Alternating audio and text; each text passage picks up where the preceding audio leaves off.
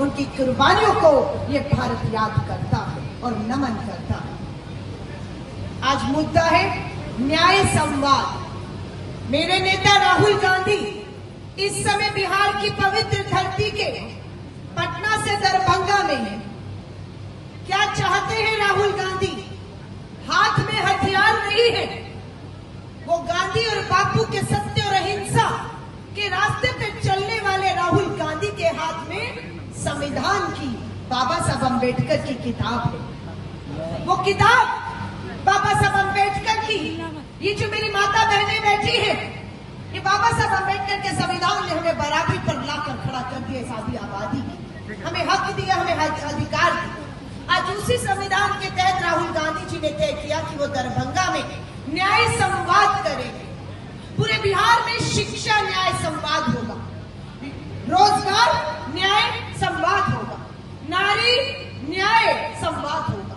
ये लोकतंत्र का अधिकार हमसे छीनने वाली दिल्ली और बिहार की सत्ता में बैठी ये सरकार कौन होती है जो हमसे ये अधिकार, हमसे ये आवाज छीन रही है?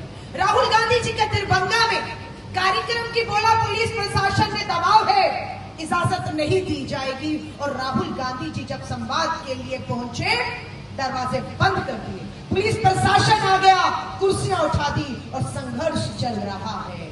लेकिन वो राहुल गांधी है, वो राहुल गांधी है, वो आंधी है जो रुकने वाली नहीं है। ये आंधी, वो आंधी इंदिरा गांधी का खून है, उस राहुल गांधी ने। आज पाकिस्तान के आतंकियों से हम लड़ रहे हैं।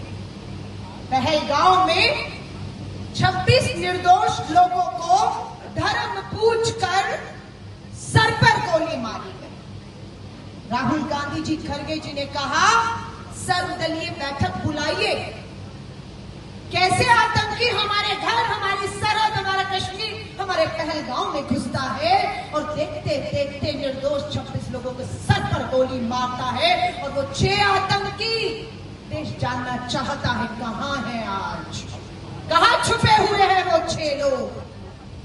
जानना चाहते हैं या नहीं जानना चाहते? और जब सर्वदलीय बैठक की मांग हुई, मजबूरी में, दबाव में सर्वदलीय बैठक सरकार ने बुलाई। लेकिन बुलाने के बाद प्रधानमंत्री नरेंद्र मोदी की हिम्मत नहीं होती कि उस सर्वदलीय बैठक में जो आतंकी हमले के बाद हुई है, सवाल उठ रहे हैं, जवाब देने आए। नहीं आते हैं। कहां आए? बिहार आते हैं।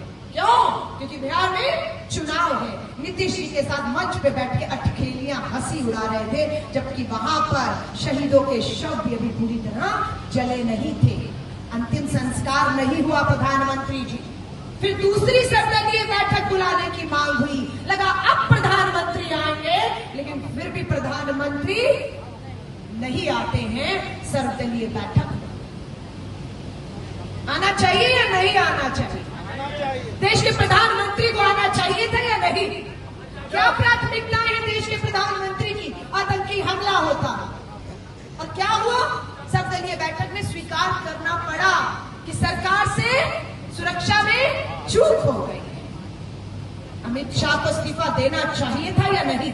तुम्हारी एक सुरक्षा की चूक आतंकियों को हमारे घर के अंदर तक लाती है और निर्दोषों की बलि चढ़ जाती है। वो इस्तीफा हुआ। ट्रेन का हादसा हुआ था, लाल बहादुर शास्त्री जी रेल मंत्री थे, रेल हादसे से लाल बहादुर शास्त्री जी का इस्तीफा हो गया था। खुद उन्होंने अपने नैतिकता की जिम्मेदारी लिए इस्तीफा दिया।